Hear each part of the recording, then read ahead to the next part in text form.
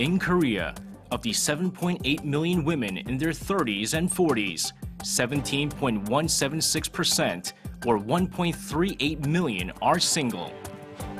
Now, in the 21st century, marriage is no longer a necessity, but rather an option, and many women choose to remain single.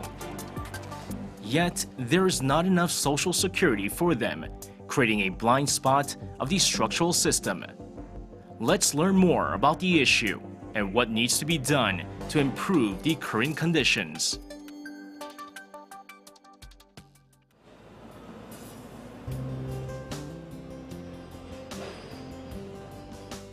Jeong Eun-mi is a 41-year-old florist who dreamed of becoming a good wife and wise mother as a child. Like the majority of people, she thought she had to get married and form a family when she was younger. But her perspective has changed a lot. I gained a genuine passion and desire for my career in my early 30s.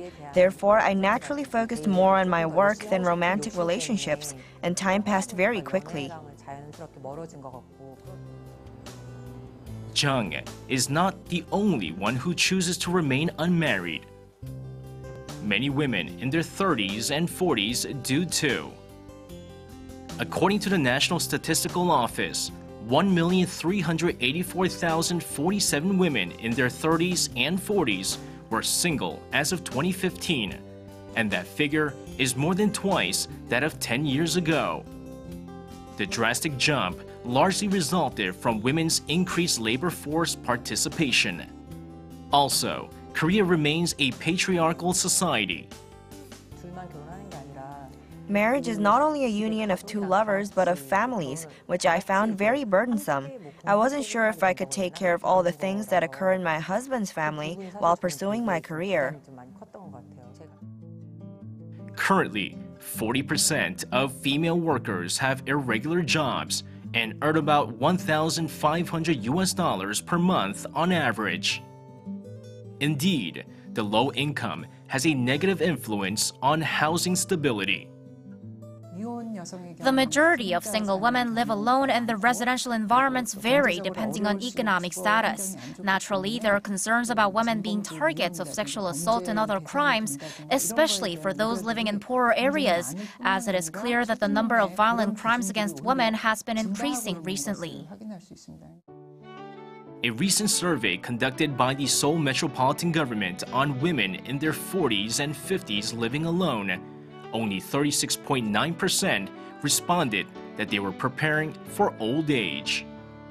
Also, 81.2% of them answered that they were unable to prepare for their later years because they couldn't afford to do so.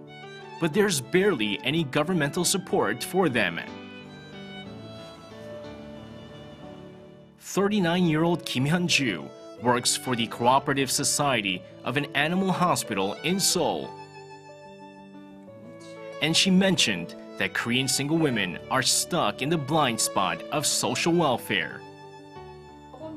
More than anything, the biggest fear comes from the fact that there are many structural limits if they suffer from any diseases. If I needed medical surgery, only my direct family members are eligible to sign the consent form. I currently live with my friend, who is single as well, but she would not be eligible to sign the form, even if my life depended on it. As a cat owner, Kim formed a gathering of fellow single women with animal companions.